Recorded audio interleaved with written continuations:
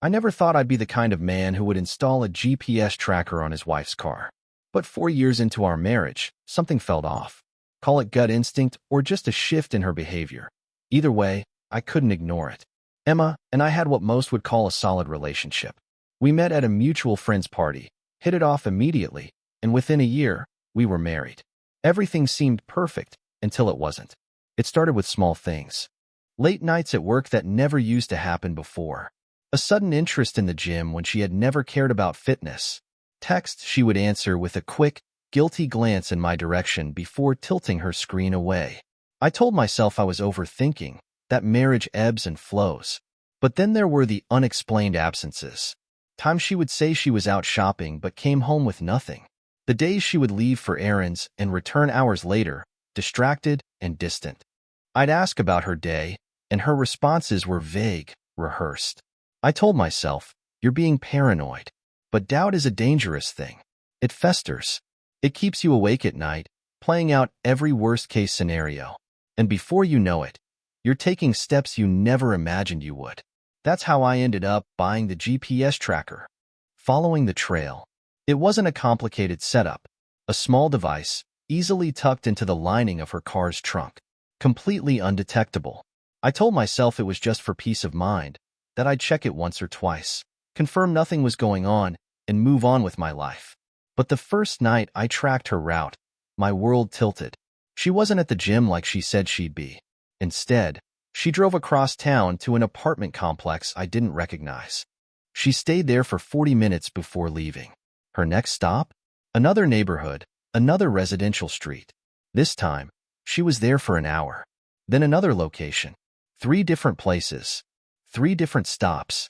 All in one evening. I stared at the screen, my heart pounding so hard I could hear it in my ears.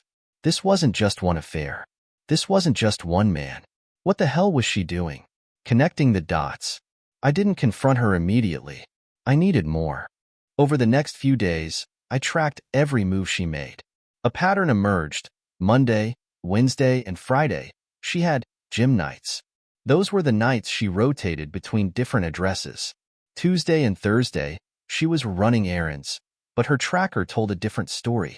I ran the addresses through searches. 2 of them were apartments, both rented under different male names. The third?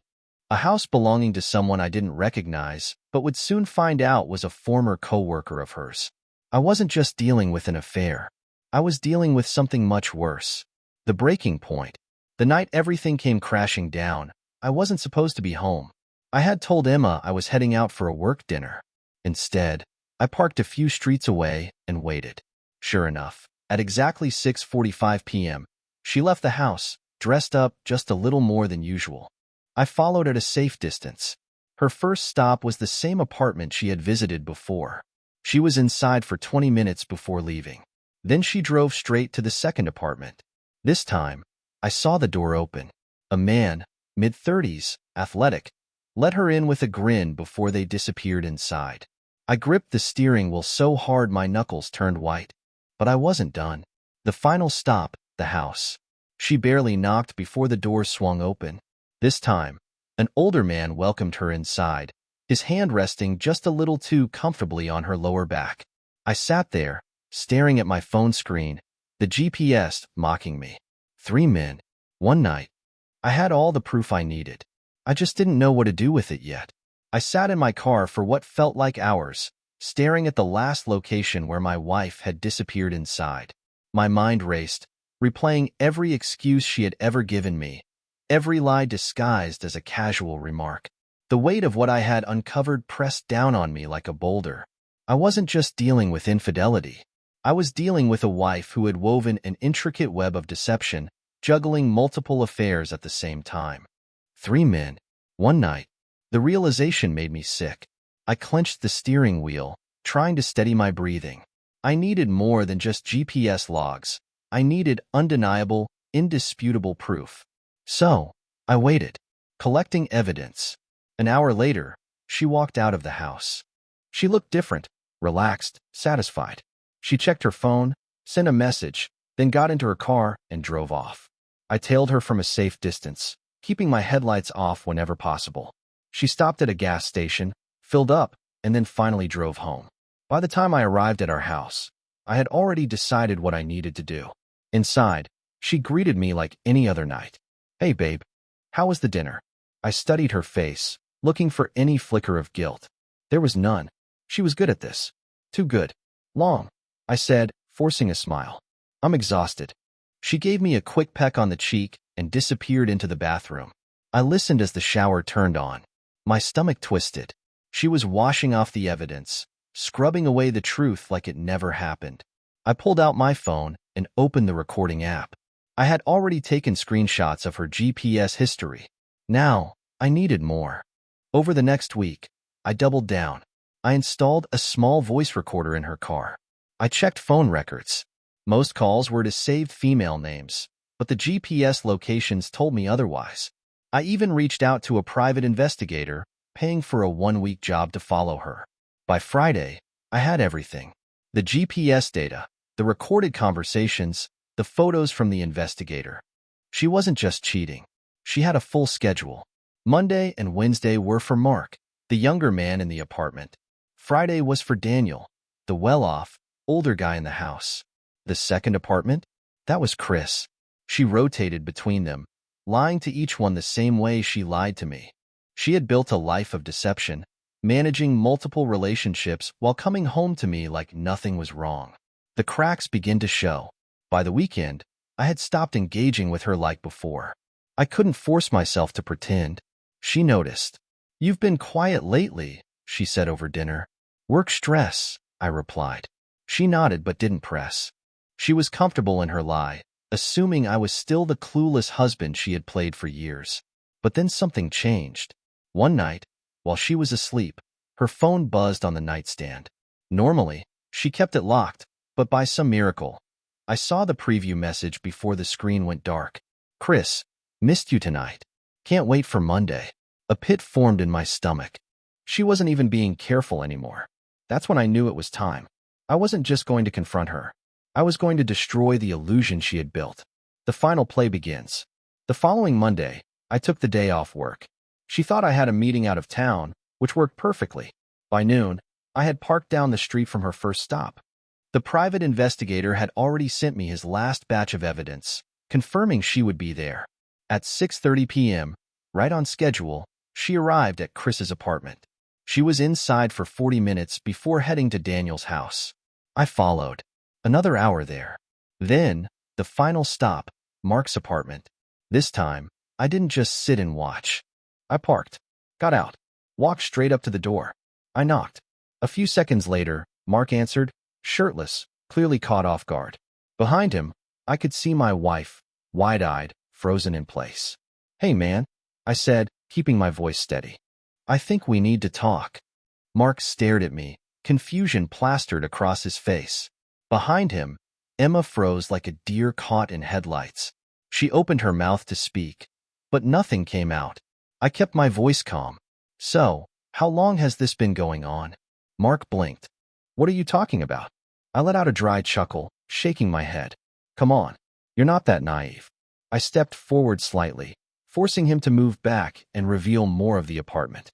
Emma stood near the couch, wrapped in a thin sweater she definitely hadn't left the house in earlier. "You should probably know," I continued. "You're not the only one." Mark glanced back at her, his face shifting from confusion to anger. "What is he talking about, Emma?"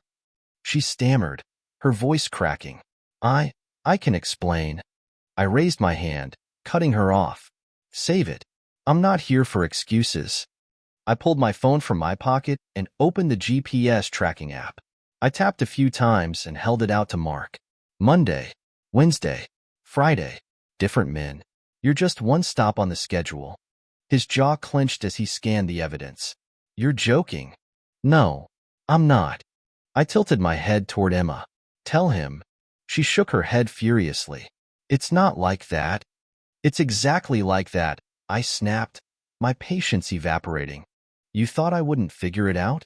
3 men, 3 different nights, and all while you come home to me like nothing's wrong." Mark's face turned red as he tossed his hands in the air. "You're serious? I thought I was the only one." I couldn't help but let out a bitter laugh. "Yeah, well, Welcome to the club. The silence stretched for a moment before Mark turned toward Emma. You need to leave. Now. Her mouth fell open in shock. Wait, what? You heard me. His voice hardened. I'm not your backup plan. I didn't stay to watch her scramble for an excuse. I turned on my heel and walked out the door, leaving her to deal with the mess she created. But I wasn't finished. Not even close. The dominoes fall.